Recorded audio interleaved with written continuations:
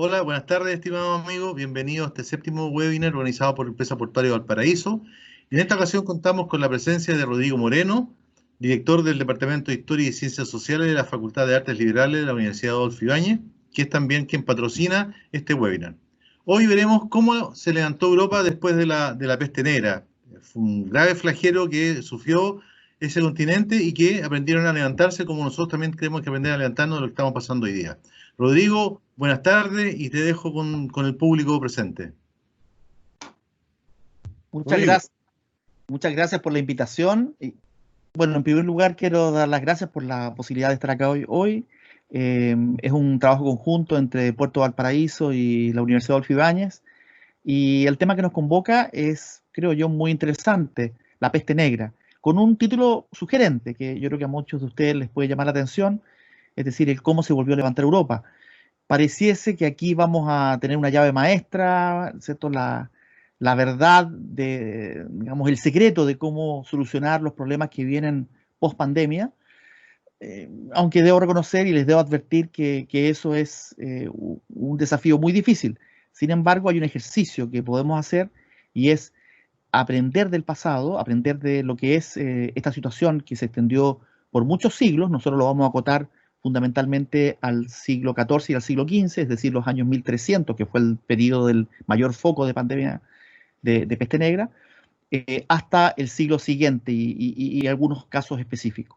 No tengo la solución en general de algo que puede del pasado aplicarse en el presente, pero creo que es un súper buen ejercicio el reflexionar sobre la historia, reflexionar sobre hechos que, tan dramáticos como se vivieron en la famosa peste negra, y de alguna otra forma sacar enseñanzas porque hay elementos que pueden llamar a la reflexión en torno a lo que significa aprender de ciertas situaciones, reacciones, aparentes soluciones. Es decir, hay elementos que nos permiten reflexionar sobre lo que va a ser nuestra realidad post pandemia del coronavirus y por eso creo que el tema es muy atingente a, a nuestro mundo, a nuestro entorno, y esa es la razón por la cual quisimos hoy preparar este tema.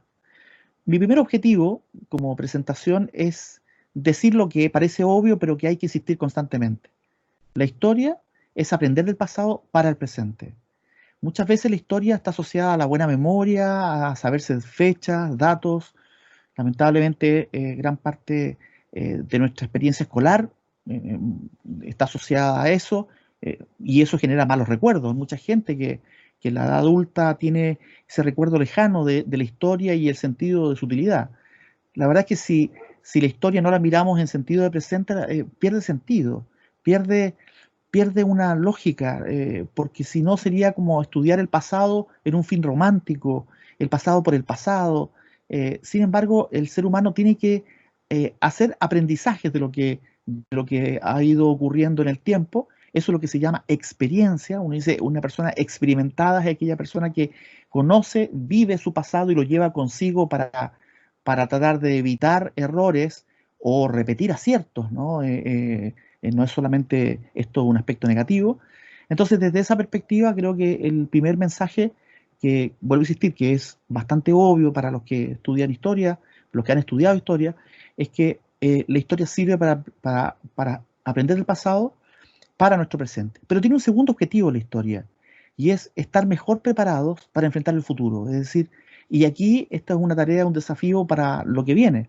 Nosotros todavía no hemos superado la crisis del coronavirus, del COVID-19, pero, pero vamos a tener un momento en que, ese momento anhelado en que vamos a salir de este episodio que estamos viviendo. Sin embargo, después de ese episodio vienen otras experiencias y entre ellas la historia también nos podría dar ciertas luces de cómo pudiésemos estar mejor preparados para, por ejemplo, eh, eh, enfrentar los brotes que pudiesen ocurrir, o algo que también nos preocupa bastante en nuestros días y es la situación económica, es decir, cómo nos pudiésemos levantar nuevamente. Y justamente el tema de esta charla la enfoqué desde esas dos perspectivas. Por una parte, el tema de salud, salud pública, es decir, qué aspectos pudiésemos observar post peste negra que sirvieron, o algunos no, en el contexto europeo, en algunos lugares específicos. Y lo segundo es cómo revitalizar el tema económico, que evidentemente va a salir muy golpeado, como fue tan golpeado en aquellos siglos en que se libró este flagelo contra la humanidad. Así que esa es mi primera idea que quería presentarles. Pero además hay una segunda, que tiene que ver con la pandemia misma, en el sentido de que la pandemia es una vieja historia que parece nueva. ¿Qué significa eso? Que en realidad en las generaciones pasadas siempre hubo pandemias, siempre hubo epidemias, siempre hubo pestes. Lo que pasa es que nosotros nos habíamos desacostumbrado a esto. En la sociedad, en la historia de la humanidad, las pestes incluso se consideraban en algunos lugares casi endémicas. Por ejemplo, no sé, en Londres, hasta antes del incendio, del gran incendio del año 1666, se consideraba que en Londres las pandemias eran endémicas a la ciudad de Londres. Curiosamente, después del incendio nunca más hubo brotes de, digamos, con tanto descalabro. Eh, las sociedades se acostumbraron a vivir con ellos y estaban atentas a reaccionar frente a este mal que con cierta regularidad llegaba nuevamente a nuestras casas, nuestras vidas. Pero eso ya no ocurría hace mucho tiempo. Y entonces, como no ocurría hace mucho tiempo, uno lo olvida. Y como lo olvida, ya no bajan las defensas digo humanas, ¿no? En el sentido, baja la preocupación, no es una variable, y cuando no es una variable, entonces, en el momento en que llegue a ocurrir, estás poco preparado. Y por eso, esta advertencia de que la pandemia es una vieja historia que parece nueva, nos hace reflexionar sobre el segundo valor de la historia, y es el de estar mejor, de que la historia debiese permitirnos estar mejor preparados para enfrentar el futuro. Es decir, hay dos usos, dos utilidades que la historia tiene, que son variables trascendentales, que no valoramos mucho como sociedad, más aún en estos tiempos donde el valor de las humanidades en algunos casos ha sido digamos, minimizado, y sin embargo, estas experiencias, estas tristes experiencias, nos hacen ver que el pasado cobra mucho más vida, no solamente por nuestro presente, sino también por lo que vamos a vivir.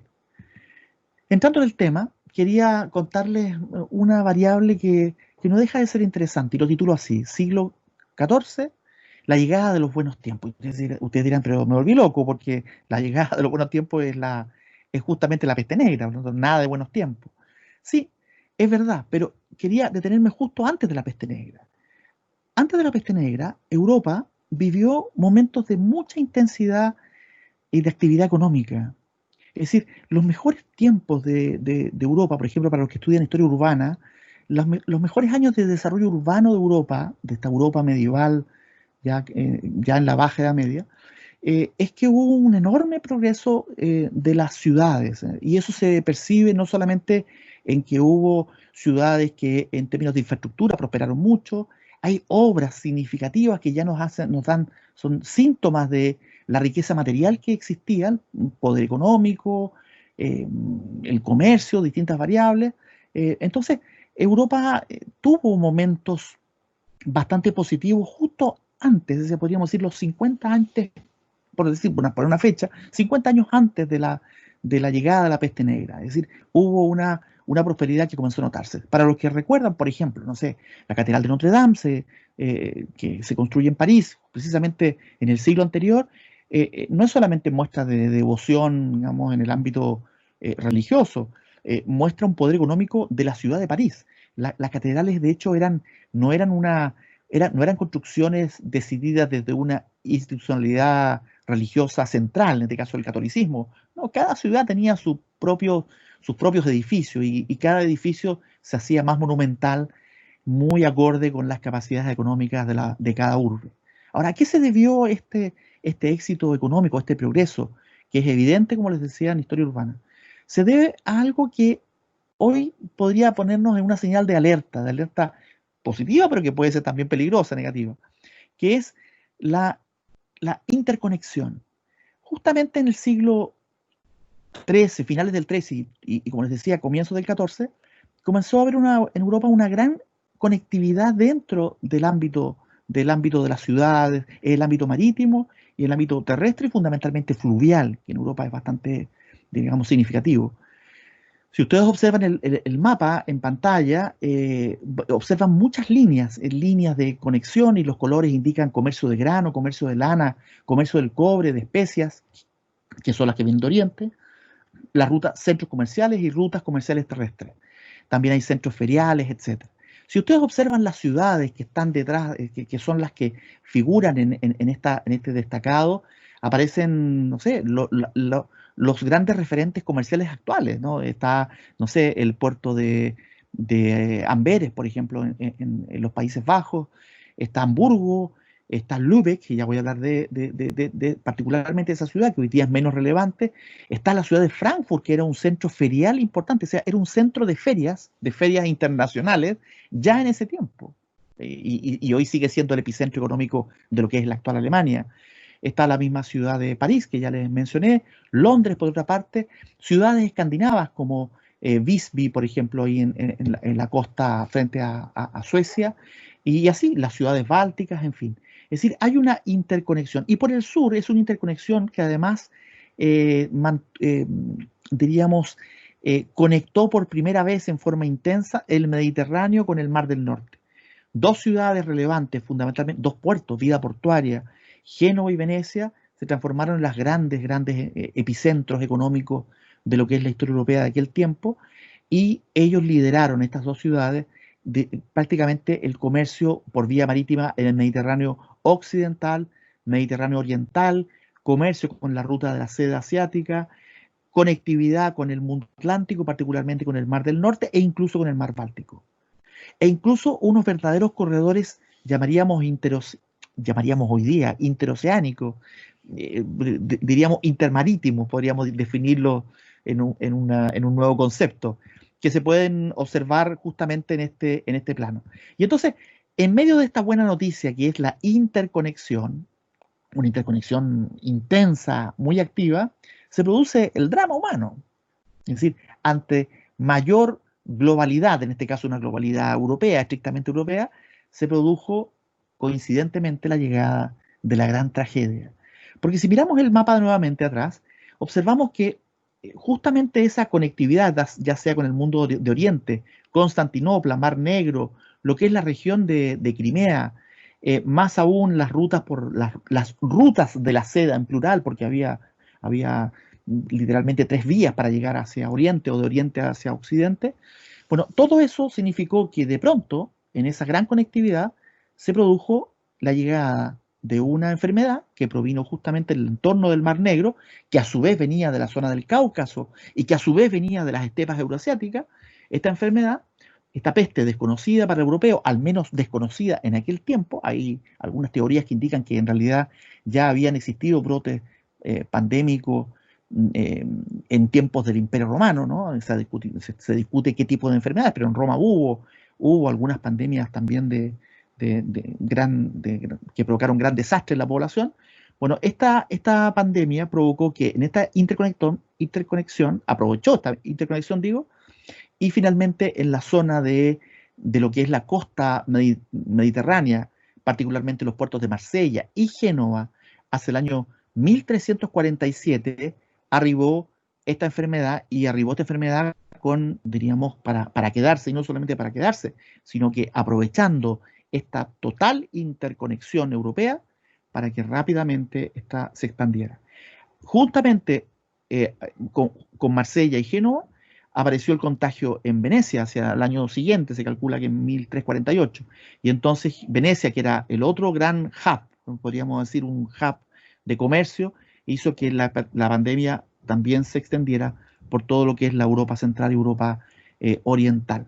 Si lo miráramos en el mapa justamente que estamos observando ahora, y observen abajo las fechas de contagio que van desde el 46, fíjense, en la provincia de la región de Crimea, 47 que lo observamos justamente en la zona de la Provenza, lo que es actualmente Marsella, también lo identificamos en ese mismo año en la zona de Génova, 47 y 48 ya, de hecho está documentada la llegada del primer enfermo de peste negra, peste bubónica, que era la peste, esa era la enfermedad propiamente tal, se extendió rápidamente por Europa. Y ustedes observan acá los efectos de la pandemia. Ustedes ven los colores, que no es algo totalmente absoluto, da con la advertencia, hay muchos mapas que circulan, de hecho en internet pueden consultar, no es que en todos los lugares la pandemia golpeó de la misma forma, de hecho acá el mapa algo trata de insinuar con estas manchas blancas indican lugares donde no hubo contagios o hubo leves contagios, que por lo tanto no hay un impacto diríamos, en la población, al menos no está documentado. Entonces, en este contexto, en este ámbito, la pandemia se extendió rápidamente, como la que hemos visto hasta hace poco. El primer brote del 48, si usted observa, el 47 es el brote inicial de la entrada, pero el 48 es el desastre. Y el desastre, fíjense que abarca prácticamente todo lo que es Europa, Europa occidental, Europa central, y con también incluyendo lo que es la península balcánica. Y posteriormente también penetra las Islas Británicas y posteriormente en una segunda oleada se extiende ya con furia en lo que es la Europa, Europa oriental, o sea, Europa central hacia Oriente, y rápidamente camino hacia Dinamarca y los países escandinavos, Escocia, Irlanda, en fin. De hecho, se documenta que el último brote digamos, de esta gran epidemia, hubo muchas más de peste negra, pero este foco que va desde el año 47, termina el año 1353, es decir, es un brote que podríamos decir, en 6 años dejó un desastre increíble, ¿no? Considerando el 48 al 50 y después hasta el 52, que son los periodos, diríamos 48 y 52 son el periodo mucho más duro.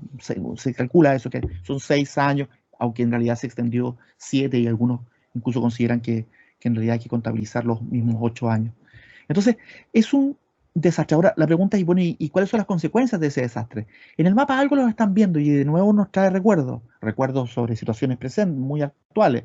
Fíjense que la pandemia generó tal desastre urbano, tal desastre humano, tal desastre económico, que hubo varias revueltas contra, diríamos, contra el poder establecido, contra los gobiernos establecidos, críticas al manejo de la situación, también hubo pobreza extrema, hambrunas que provocaron muertes, es decir, todo esto a raíz digamos, de la revuelta propiamente tal. Por lo tanto, las revueltas campesinas que están marcadas en el mapa nos indican de que la pandemia, o sea, tras la pandemia, tras el efecto, eh, generó una inestabilidad muy grande y por lo tanto había que generar las soluciones, ¿no? Y las soluciones, algunas ciudades, algunos estados, las pudieron llevar adelante con mayor eficiencia y otras no. Y por lo tanto, en esto no hay una varita mágica que diga, mira, la solución para esto es este camino, sino que al igual que lo que estamos viendo hoy día en televisión, ¿no? A través de las noticias globales, cada uno optó por distintas soluciones y algunas resultaron y otras no resultaron. Lo que está claro es que el desastre del, del, del, de la peste negra fue total y, y fueron millones de muertos. Y digo millones de muertos y no me juego por una cifra, porque hay distintas cifras, ¿no? Se calcula que la peste negra en total en la historia de la humanidad mató más de 60 millones de personas. Pero está claro que en este brote que le estoy contando del 47 al 53, el número es menor. Ustedes dirán, ya con eso minimizo el horror. No, en absoluto. Lo que pasa es que la población de Europa central hasta el oeste, es decir, todo lo que es centro y oeste de Europa, se calcula que la población debía ser en total unos 70 millones de habitantes. 60, 70 millones, no hay ningún censo, solamente esas son estimaciones. Y en esas estimaciones se piensa que murió o sea, seguro un tercio de la población, seguro. Y lo que se discute hasta el día de hoy sin ponerse de acuerdo es qué tanto más de un tercio es la que muere. Un tercio de la población se asocia a un piso de 25 millones de muertos en apenas 7 años, 6, 7 años, y algunos consideran de que la muerte llegaron a cerca de 40 millones, es decir, cercano ya a los 2 tercios de la población, o sea, en torno a los 2 tercios. ¿Cómo se hizo esos cálculos? Bueno, a partir de registros de las distintas repúblicas, distintos estados, distintas ciudades. En ese entonces no existían los registros parroquiales, por lo tanto no hay una declaración de mortandad, pero sí se pueden calcular a partir del despoblamiento o de cifras generales que se dan sobre algunas ciudades. Por ejemplo, ciudades que tenían 100.000 habitantes, después del ciclo de la pandemia tenían 40.000, entonces dice ya 60.000 muertos. Prácticamente todos tienen que haber muerto de este foco epidémico.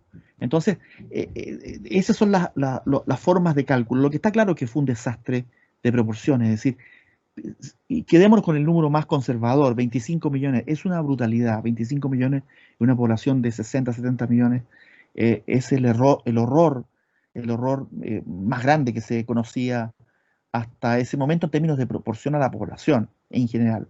Ahora, hay un dato que no se considera así en esta visión eurocentrista, que en este sentido, bueno, tiene bastante sentido porque es Europa la que se vio más golpeada, al menos en términos del impacto.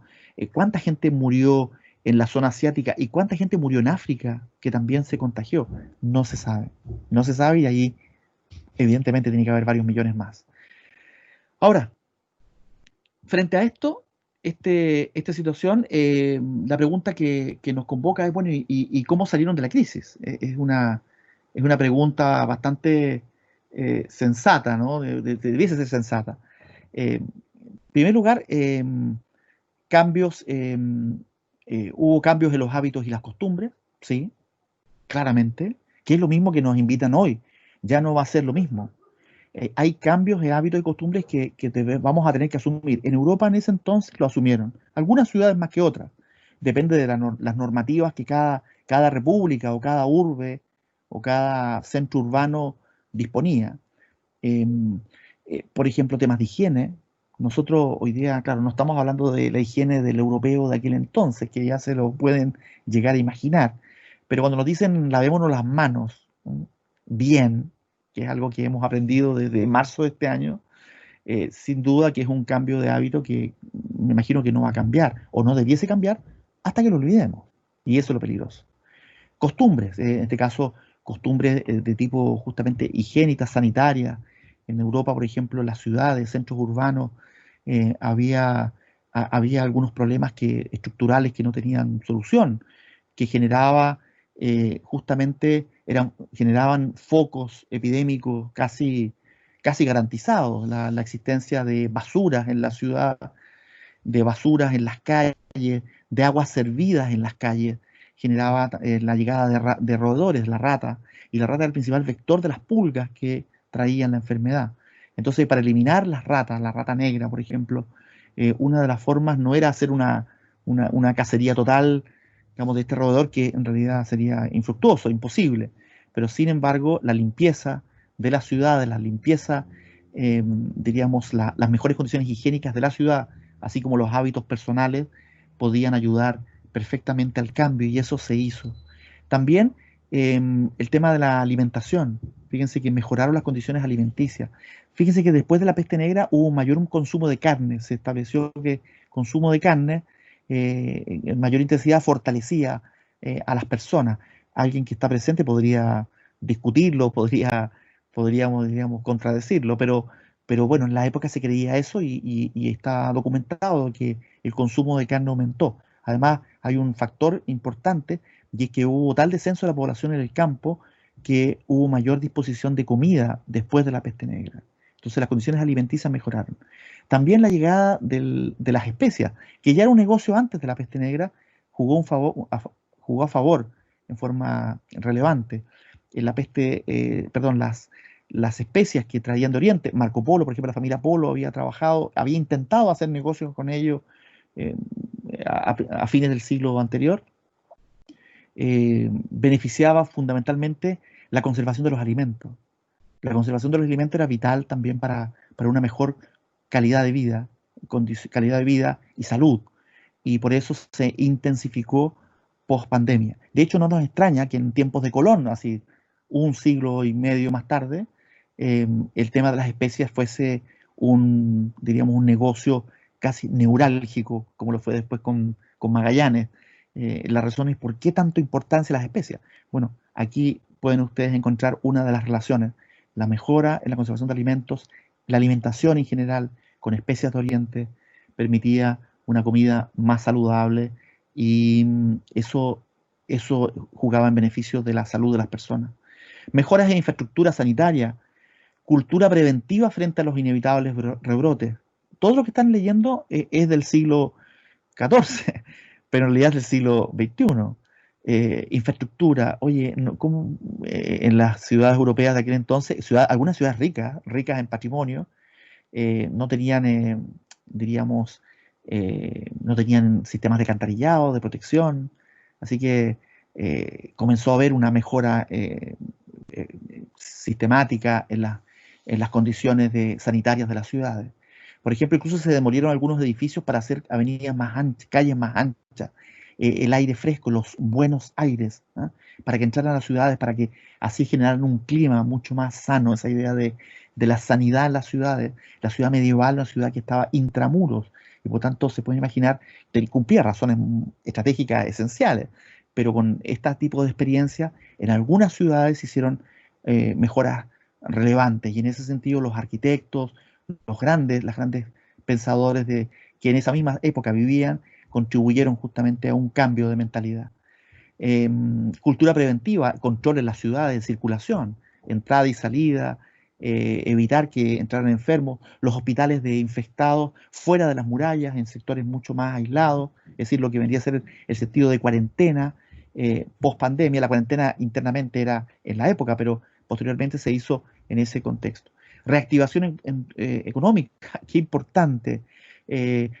¿Cómo? Retorno a la conectividad, pero uno dice, pero si la conectividad podríamos decir, fue lo letal en este escenario.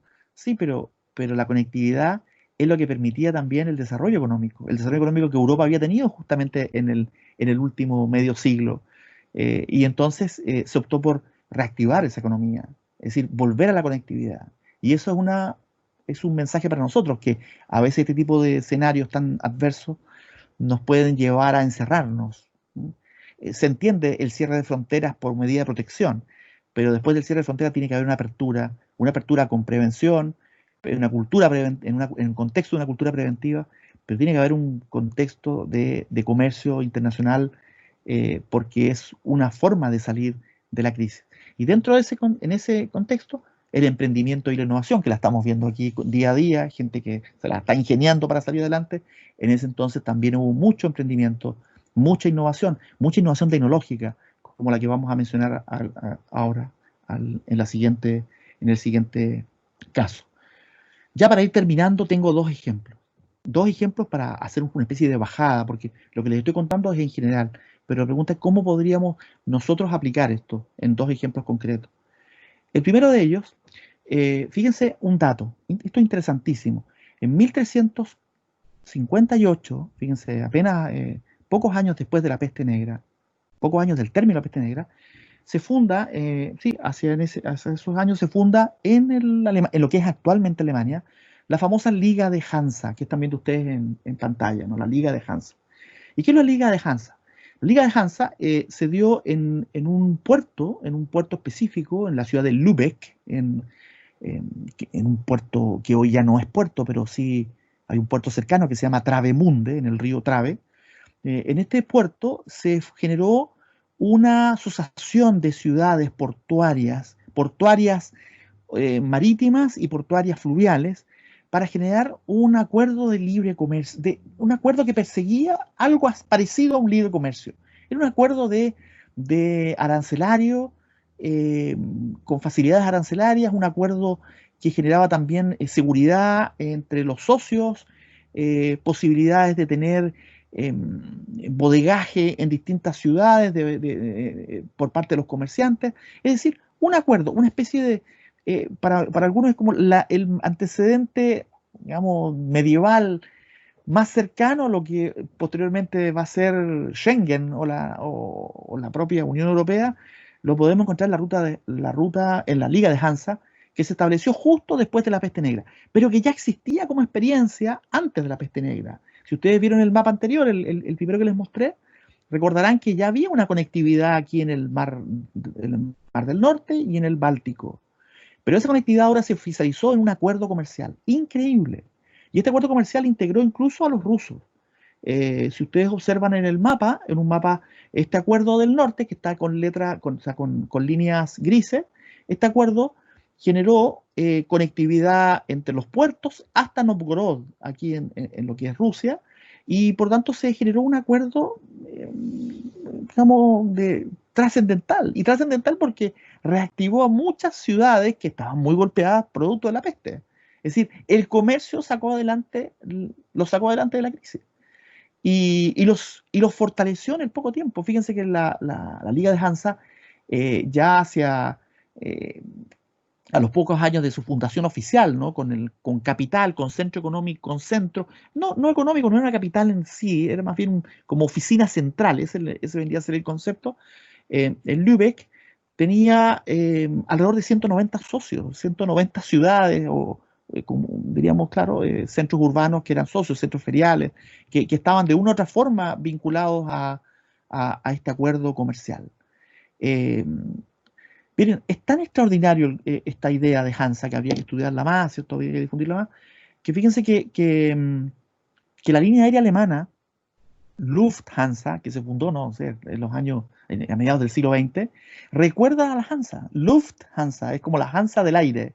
La Hansa marítima es una idea para salir fortalecidos de una crisis, producto de ciudades portuarias que hicieron un trabajo conjunto. Es decir, la capacidad de asociatividad, clave en el desarrollo. Y es un mensaje para nosotros, lo hicieron los europeos. Y les pongo un dato más. Fíjense que la Liga de Hansa todavía existe simbólicamente. Y hay algunos países que son miembros, como Suecia, los países escandinavos, Irlanda. Hay varios países los países bajos, perdón, son socios de un acuerdo ansiático, ¿no? Que es más bien de tipo idea, claro, más simbólico, pero sigue vigente la idea, ¿no?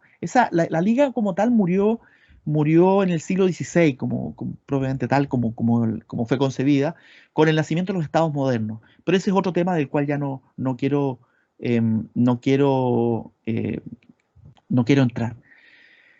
Entonces, ahí tenés un ejemplo. Y el ejemplo además se cierra perfecto con lo otro, que es cómo se conecta el norte con el sur. Si ustedes observan, fíjense que las ciudades del sur también están conectadas con las del norte y por tanto el acuerdo comercial se dio. Ahí tienen un ejemplo. El segundo ejemplo que quería mencionarle bueno, ahí está la ciudad de Lübeck, es Florencia. Florencia. La ciudad de Florencia es otro ejemplo de cómo se puede uno reactivar, salir adelante a partir de una crisis. Puse Florencia porque hubo ciudades que les costó mucho salir. Podría haber puesto un contraejemplo, podría ser Siena. Si yo hubiese elegido Siena le costó tanto salir que nunca más económicamente llegó a ser lo que había sido antes de la peste negra. Es decir, quedaron muy golpeados como ciudad en términos económicos y esencialmente demográficos, es decir, la pérdida humana.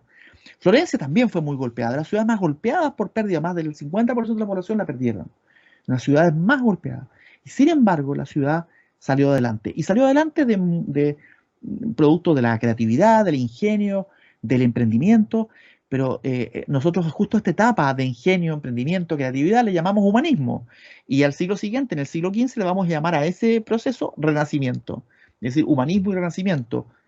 Dos conceptos que los asociamos en su origen hacia Florencia, pero que después estuvieron presentes no solamente en Florencia, sino en varias ciudades italianas, itálicas, de la península itálica, y también en el resto de Europa. Pero Florencia es la cuna de esa, podríamos decir, más que la cuna, es el símbolo de este fenómeno. Solamente piensen que en la época de la peste negra vivía Boccaccio y Petrarca, y los dos sobrevivieron, y con dolor, porque en algún caso Boccaccio perdió toda su familia en la peste en Florencia, y sin embargo cuando él escribe el Decamerón y escribe cómo se sobrevivió la peste, además esta historia de la gente que huía de la ciudad para salvarse, bueno, en todos estos intelectuales, estas genialidades, vamos a ir sumando ideas que hacen que Florencia sea una ciudad que se reactiva al poco tiempo. Fíjense que casi todos los banqueros de Florencia, antes de la peste negra, quebraron todo, o sea, quebró la empresa de la época, algo que también nos hace recordar algunas grandes quiebras que hemos visto últimamente, ¿no? De instituciones internacionales, globales. Y bueno, Florencia tuvo un desastre financiero venían golpeados justo antes de la peste negra y la peste negra los terminó de matar. Sin embargo, después de la peste negra ha comenzado a haber un resurgimiento de nuevas empresas. Y entre esas empresas, justamente la post peste negra, afloró una familia que con el tiempo, falta un tiempo largo, pero va a llegar a ser, digamos, el ícono de la grandeza de la ciudad, los Medici. Los Medici aprovecharon la ausencia de grandes, digamos, de la caída de antiguas instituciones para aprovechar un ámbito de negocio, el financiero, la banca, y se involucraron activamente en lo que es la economía de la ciudad. Y entonces, como símbolo, ya para ir cerrando, quería mostrar esta imagen, que es la Catedral de Santa María del Fiore, en Florencia. La Santa María del Fiore es una catedral que estaba en construcción desde hacía mucho tiempo, antes de la peste negra. De hecho, el campanil, o sea, el campanario, se había hecho en tiempos anteriores y lo había comenzado a construir el Giotto, el famoso pintor, que además era arquitecto. El Giotto no lo terminó y la terminaron y la siguieron construyendo durante las primeras décadas del siglo XIV y comenzó la peste negra y no habían terminado el campanil y lo terminaron después de la peste negra. Es decir, indica que a los pocos años seguían en obras en la ciudad. Sin embargo, hubo algunas obras que nunca se hicieron, como por ejemplo la cúpula autosoportante. Estaba aquí el espacio, estaba terminada la catedral y estaba el espacio sin construir. Y no fue sino, y como la ciudad comenzó a crecer económicamente después de la peste negra, tuvo rebrotes, ojo, tuvo rebrotes en la década del 60 y el 70. Rebrotes que las golpearon, pero en menor medida, felizmente. Y entonces Florencia a fines del siglo XIV ya era una ciudad rica, rica nuevamente. Fíjense que era tan importante que comenzó a buscar expandir su supremacía. De hecho no tenía mar, no tenía salida marítima, y se asoció y después tomó control del puerto de Pisa. Así que Pisa era el puerto de Florencia para tener salida marítima. Resulta que lo que les quedaba pendiente era la construcción de la cúpula autosoportante. Y entonces un arquitecto que se llamaba Filippo Brunelleschi es uno de los grandes símbolos de la creatividad y de la innovación. Si ustedes miran estos dibujos que están acá, estos croquis, son de Leonardo da Vinci, famoso, y el típico la mano, se nota la mano de Da Vinci. Pero Da Vinci los hizo a partir de unas máquinas que hizo Brunelleschi para construir la cúpula autosoportante. ¿Y cómo hizo esas máquinas? Que eran grúas, ¿cierto? Para trasladar material. Fíjense el caballo cómo va girando para justamente unas poleas, ¿cierto? Y con eso llevar comida a los trabajadores. Bueno, Brunelleschi lo hizo porque había un descenso de la población. Hubo un descenso de la población, una mortandad terrible. Y entonces aumentó la técnica, aumentó la tecnificación en esa época. Y Florencia es uno de los íconos, y Brunelleschi es probablemente el símbolo. Y símbolo que Leonardo después no solamente tomó como idea, sino que él siguió potenciando. Leonardo siempre estaba dibujando la tecnificación. Es como decir, los tiempos de la creatividad vienen justamente cuando hay que levantarse de estas grandes caídas. Y Florencia tuvo una gran caída, pero supo con golpes en el camino. Esto no es tan perfecto ni tan bonito, pero Florencia llegó a ser una potencia económica. Si ustedes lo ven ahí está la República de Florencia y el puerto de Luca, que está aquí un poco al norte de Livorno, el puerto de Pisa, es la ciudad en la cual dominó Florencia y se transformó en la superpotencia. Algunas reflexiones finales para terminar. Primero, lo que dije al principio, recordar el pasado para hacer un aprendizaje efectivo. Es decir, no sacamos nada con estudiar el pasado, qué bonito, qué lindo, sino no hacemos una reflexión sobre nuestro presente.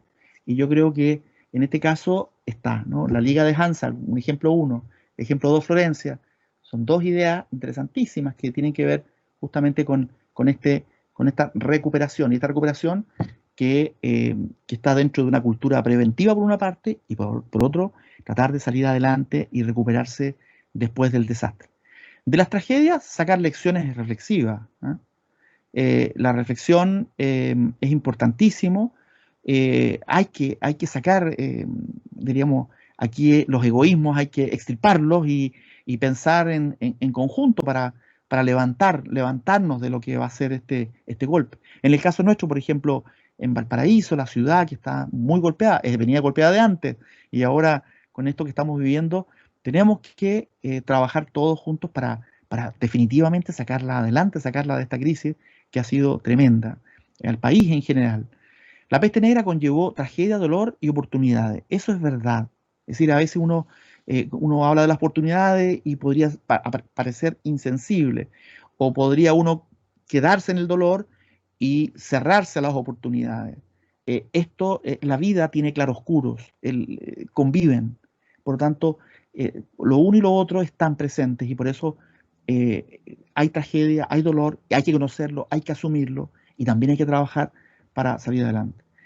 Y siempre de las crisis uno se levanta, eso está escrito, siempre se levanta bien o se levanta media, ahí depende mucho de nosotros y el cuándo también va a depender mucho de lo que, lo que hagan nuestras autoridades en este país, pero si estuviésemos hablando en otro país sería el mismo mensaje para las autoridades sin importar el color político y también depende de nosotros, de la población, para entender que este tipo de fenómenos como los que estamos viviendo no son, digamos, no son nuevos en la historia, han ocurrido muchísimas veces y de esas muchísimas veces hay que sacar lecciones y una primera reflexión que podríamos comenzar es tratar de no olvidar lo que hoy estamos padeciendo. Así que muchas gracias por la invitación a participar en este encuentro. Gracias al Puerto Valparaíso y gracias a la Universidad Adolfo Ibáñez, a la cual yo pertenezco. Muchas gracias, Rodrigo. La verdad es que la historia personalmente a mí me encanta, muy entretenido, pero además uno saca, como decías tú, algunas reflexiones que en el fondo, dentro de todo de esta tristeza, esta dureza, siempre hay espacio y los espacios los va creando uno mismo. En ese sentido, creo que esto también nos debe inspirar para tomar las lecciones, como dices tú, bueno, y aplicarla a lo que no se nos viene en unos meses más, 2, 3, lo que sea, digamos. Y creo que de esto podemos aprender. No por algo nos llevan tantos años de avance y diferencia de los europeos, ¿no? Así que te agradezco, Rodrigo. Y ahora vamos a abrir las preguntas a nuestro público. Hay muchas preguntas, por lo tanto vamos a seleccionar algunas y esperamos ir respondiendo. Rodrigo también nos autorizó a entregar sus PPT a quien las requiera. Así que vamos con las preguntas y respuestas ahora. Muchas gracias.